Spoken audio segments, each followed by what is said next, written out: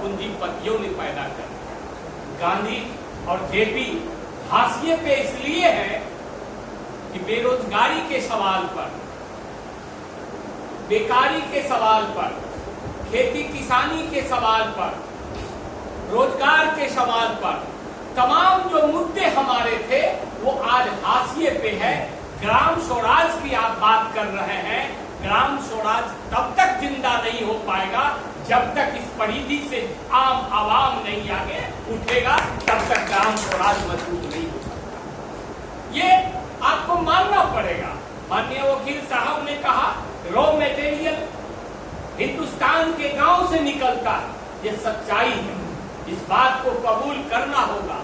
लेकिन raw material को हम सवाई सिंह जी ने कहा कि रॉ मटेरियल को हम दूसरे गांव में बेचें जहां आवश्यकता है और उससे हम मुनाफा कमा सकते हैं। इस ट्रांसपोर्टेशन की व्यवस्था राज्य सरकार को करना है, केंद्र सरकार को करना है।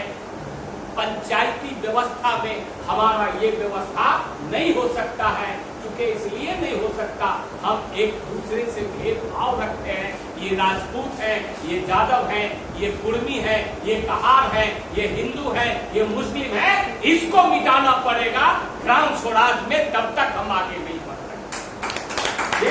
ये स्थिति है। इस बात की विवेचना इस बैठक में आपको करना है। राष्ट्र इस बैठक को देख रहा है, राष्ट्र के बीच इस बैठक की चर्चा है, देश का लोग आपके इस बैठक को बड़ी निगाह से देख रहा है, बड़ी उम्मीद की निगाह से देख रहा है। आप क्या संदेश देश को देना चाह रहे हो? आदरणीय सवाई सिंह जी, आदरणीय दशरथ बाबू, आदरणीय इरफान साहब, शर्मा जी, विवेकानंद जी, हम सारे लोग, आप लोगों को देश देख रहा है कि आप निर्णय आंदोलन के रूप में क्या ले रहे हो। ये बात तो सच है कि आप अहिंसक आंदोलन के पुजारी हो, लेकिन अहिंसक में ऐसा नहीं कि हम फैल हो जाएं। गांधी जी फैल हो गए। यदि उनके साथ सुभाष चंद्र बोस नहीं होते तो हमारा आजादी भी अधूरा रहता। इसलिए युवा को भी आपको जोड़ना पड़ेगा। आपने सवाई सिंह जी ने कहा कि हम युवा को साथ में लेंगे। साथियों, लंबी फहरिस्त है बोलना, चूंकि ये पहला सत्र है और मैं बोल रहा हूं।